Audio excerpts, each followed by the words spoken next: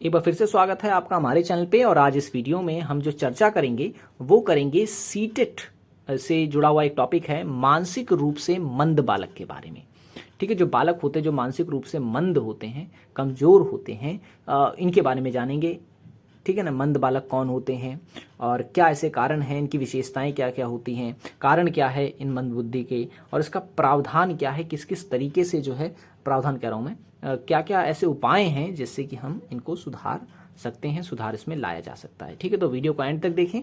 Video पसंद आए तो लाइक जरूर करें और चैनल को सब्सक्राइब नहीं किया तो ज़रूर कर लें, ताकि जब जब हम वीडियोस डालें आपको जो है जानकारी मिलती रहे। अब पहले की अगर आपने CDP की वीडियो हमारी नहीं देखी है तो आप उसे देख सकते हैं, लिंक मैंने इस वीडियो के डिस्क्रिप्शन में दे दी है। तो लिंक जो है मैंने इस वीडियो के डिस्क्रिप्शन में दे दी है, तो ज़रूर उसे आप देख सकते हैं और वीडियो के एंड में भी जो है आपको जानकारी मिल जाएगी। तो चलिए शुरू करते हैं। मानसिक मंद बालक, ठीक है, मंद बालक किन्हें कहेंगे? तो मैं बता दूं, मंद बालक जो होते हैं ऐसे बालक होते हैं जिनकी जिनकी मानसिक योग्यता सामान्य बालकों की मानसिक योग्यता की तुलना में मात्रात्मक रूप से भी और गुणात्मक रूप से भी कम होती है। ठीक है, तो क्वेश्चन अगर आपसे पूछे कि मंद बालक से अभिप्राय है क्या? ऐसे बालक जिनकी मानसिक योग्यता सामान्य बालकों की मानसिक योग्यता की तुलना में मात्रात्मक और गुणात्मक दोनों ही रूपों में कम होती है, तो उन्हें हम बोलते हैं मंद बालक। ठीक है, अब मंद बालक किसे कहा जाए और उसके बाद जो है बुद्धिमान बालक किसे कहा जाए, ये कैसे तय किया जाए? तो मैं बता दूं, कुछ मनोवैज्ञानिक थे, ठीक है, जिन्होंने जो है मंद बुद्धि के जो बालक होते हैं इनको 4 वर्गों में बांटा है। ठीक है, 4 उपवर्गों में बांटा है कि भाई जो है अगर उनकी बुद्धि उपलब्धि इतनी है तो वो इतने बुद्धि के कहलाएंगे, और ऐसे ऐसे करके। ठीक है ना, यहाँ मैंने लिख रखे हैं। तो 4 ये उपवर्ग कौन कौन से हैं? जैसे पहले आप देखेंगे 80 से 85, तो जिन बालकों की जो बुद्धि उपलब्धि है वो 80 से 85 के बीच में होगी, ऐसे बालकों को कहा जाएगा अल्प बुद्धि वाले बालक। ठीक है, अल्प बुद्धि वाले बालक कहा जाएगा। और जिसकी 50 से 70 के बीच रहेगी बुद्धि उपलब्धि, वो जो बालक होंगे उन्हें कहेंगे मूर्ख बुद्धि वाले बालक। ठीक है, और 25 से 50 बुद्धि उपलब्धि के जो बालक होंगे उन्हें मूढ़ बुद्धि वाला कहा जाएगा। और 25 से जो कम होंगे, ठीक है, उनकी जो बुद्धि उपलब्धि होगी, ऐसे जो बालक होंगे उनको जड़ बुद्धि वाला बालक कहा जाएगा। ठीक है, तो जड़ बुद्धि वाले बालक तो एकदम से ही समझ लो मंद कहलाते हैं। ठीक है, चलिए आपके लिए एक क्वेश्चन है। अगर आप CDP का अच्छे से फॉलो कर रहे हैं, अच्छे से पढ़ा है आपने, तो आप इसका आंसर जरूर जानते होंगे। आपको बताना ये है कि बुद्धिमान बालक का जो बुद्धि उपलब्धि है वो कितनी होती है। ठीक है, ये आपको मुझे बताना है। IQ जो है वो कितना होता है। साइकोलॉजी की अगर आप किताब वगैरह पढ़ चुके हैं, बहुत ही बेसिक क्वेश्चन है, सीटेट में कई बार जो है ये क्वेश्चन पूछा गया है। ठीक है ना, तो ये क्वेश्चन आपके लिए है। कमेंट बॉक्स में इसका आंसर आप जरूर बताएं। चलिए अब देखते हैं मंद बुद्धि के जो बालक होते हैं इनकी विशेषताएं क्या क्या होती हैं। ठीक है, इनकी विशेषता क्या क्या होती है? तो पहला, ऐसे बालकों का विकास सामान्य बालकों की अपेक्षा धीरे धीरे होता है। ठीक है, मतलब इसका ये हुआ कि जैसे मान लो 2 लड़के हैं, ठीक है, अगर एक बालक सामान्य है, मंद बुद्धि का नहीं है, तो वो मैथ के सवालों को मान लो दोनों ही जो हैं वो 5th क्लास में हैं, तो एक बालक जिसकी बुद्धि अच्छी है वो उस सवाल को सॉल्व कर लेगा 5वीं क्लास के, लेकिन जो मंद बुद्धि का बालक होगा वो जो है वो उस सवाल को नहीं सॉल्व कर पाएगा, वो सिर्फ पहली और दूसरी के मैथ के सवालों को ही सॉल्व कर पाएगा। क्यों? क्योंकि उसका जो बौद्धिक विकास है वो धीरे धीरे हो रहा है। किसकी तुलना में? सामान्य बालकों की तुलना में। यानी सामान्य बालक जो है 5वीं के सवाल हल कर रहा है तो वो सिर्फ और सिर्फ पहली और दूसरी के ही अभी हल कर पाएगा। क्यों कर पाएगा? क्योंकि उनकी जो विकास है, उनके मानसिक विकास जो है वो सामान्य बालकों की तुलना में धीरे धीरे हो रहा है। ठीक है, पहली विशेषता ये होती है। दूसरा, जो मंद बुद्धि के बालक होते हैं उनमें सीखने की क्षमता की भी कमी होती है।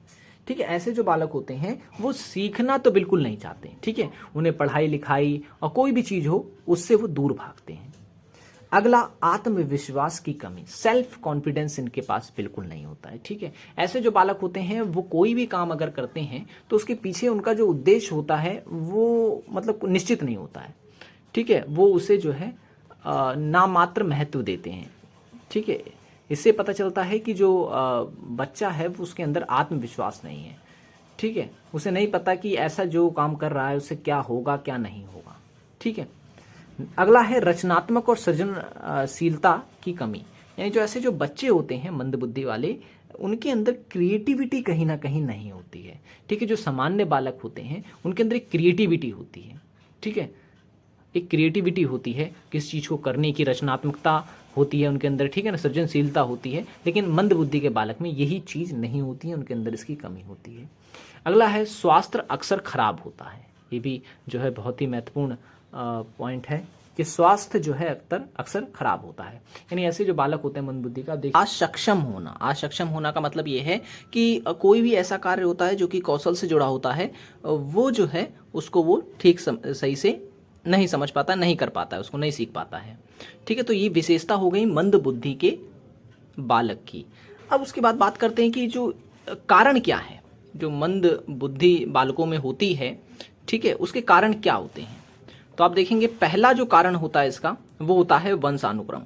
वंशानुक्रम का मतलब ये हो गया कि अगर पीढ़ी में, ठीक है, अगर पूर्वजों में इस प्रकार की कोई समस्या, देखा होगा आपने कई बार ऐसी समस्याएं होती हैं जो दादा को होती है, दादा से पिता को होती है और पिता से फिर वो बच्चों में देखने को मिलती है। ठीक है, तो ये मंदबुद्धि जो है हमें हो सकता है कि वंशानुक्रम से ही चलते आ रही हो। ठीक है, तो पहला कारण तो हम वंश को ही मानेंगे। दूसरा जो मानते हैं हम, वो मानते हैं शारीरिक बीमारी। ठीक है, हो सकता है कि कोई बीमारी हो बच्चे को, ठीक है, मानसिक तौर की, तो इस कारण भी जो है मंदबुद्धि हो जाती है। और अगला जो कारण है मंदबुद्धि का बालकों में, वो है बालक संवेग पर यदि उचित नियंत्रण नहीं कर पाना। ठीक है, जब उचित नियंत्रण नहीं हो पाता है बालकों के संवेग पे, तब भी जो है इस तरह की स्थिति बनती है। ठीक है, तो ये मंदबुद्धि के बालक जो होते हैं उनके कारण मैंने बता दिए हैं। अब यहाँ पर मैंने जो लास्ट में लिखा है वो लिखा है शिक्षा व्यवस्था। ठीक है, शिक्षा व्यवस्था कि किस तरीके से मंदबुद्धि के जो बालक होते हैं उन्हें शिक्षा उनके लिए जो शिक्षा व्यवस्था की जाए वो किस प्रकार से की जाए। ठीक है, किस प्रकार से की जाए ताकि जो है वो भी आम बच्चों की तरह जो है पढ़ लिख सकें। तो सबसे पहले यहाँ पे मैंने लिखा है शिक्षा का उद्देश्य। ठीक है, तो मंदबुद्धि के जो बालक होंगे उनके लिए शिक्षा का उद्देश्य जो होना चाहिए वो होना चाहिए आत्मविश्वास जगाना। ठीक है, आत्मविश्वास जगाना का मतलब ये है कि उनके अंदर सेल्फ कॉन्फिडेंस लाना। ठीक है, सेल्फ कॉन्फिडेंस लाना, ये सबसे महत्वपूर्ण कह सकते हैं कि उद्देश्य होगा। अगला जो है वो है पाठ्यक्रम। ठीक है, पाठ्यक्रम जो हम छात्रों को पढ़ाते हैं, तो मंदबुद्धि के जो छात्र हैं उनके लिए पाठ्यक्रम में थोड़ा सा जो है बदलाव जरूरी है। ठीक है, उनको जो है खास तौर से नैतिक व सद्भाव की शिक्षा जो है दी जानी चाहिए। यानी इस तरीके से उनका पाठ्यक्रम तय करना चाहिए कि उनको नैतिक व सद्भाव की शिक्षा दी जाए। ठीक है, और अगला जो है कक्षा व्यवस्था। कक्षा व्यवस्था, कक्षा व्यवस्था का मतलब ये हो गया कि जो बच्चे हैं उनको उन्हीं के अनुरूप जो है कक्षा की व्यवस्था की जाए। ठीक है, और ऐसे छात्रों के लिए कक्षा का जो आकार हो वो अन्य कक्षा के आकार से थोड़ा सा बड़ा हो, खुला हो, स्वच्छ वातावरण हो, स्वतंत्रता हो वहाँ पूरी तरह से। तो इस तरीके से जो है हम शिक्षा व्यवस्था में थोड़ा सा बदलाव करके भी मंदबुद्धि के बालकों की समस्याओं का निदान कर सकते हैं। ठीक है, तो आज हमने क्या क्या जाना, आज हमने जो पढ़ा वो पढ़ा कि मानसिक रूप से मंद बालक किन्हें कहा जाता है। उसके बाद हमने पढ़ा कि कौन कौन से उपवर्ग होते हैं। ठीक है, उसके बाद हमने पढ़ा मंद बुद्धि के बालक की विशेषताएं क्या क्या होती हैं।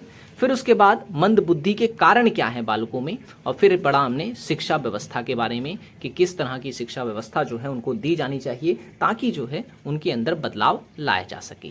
ठीक है, तो आज की वीडियो में इतना ही। आशा करता हूँ ये वीडियो आपको पसंद आया होगा। देखिए, वीडियो पसंद आया हो तो लाइक जरूर करना, चैनल को सब्सक्राइब नहीं किया तो जरूर कर लें ताकि जब जब हम वीडियोस डालें तो आपको नोटिफिकेशन मिलता रहे। और अगर आपने हमारी पहले की वीडियोस को नहीं देखा है तो आप उसे ज़रूर देख लें ताकि जब जब हम वीडियोस डालें, हमारी पहले की वीडियोस अगर आपने नहीं देखी है तो जरूर देख लें, और सब्सक्राइब अगर नहीं किया तो जरूर कर लें ताकि जब जब हम वीडियोस डालें तब तब आपको जानकारी मिलती रहे। मिलेंगे अगली वीडियो में। Thanks for watching this video.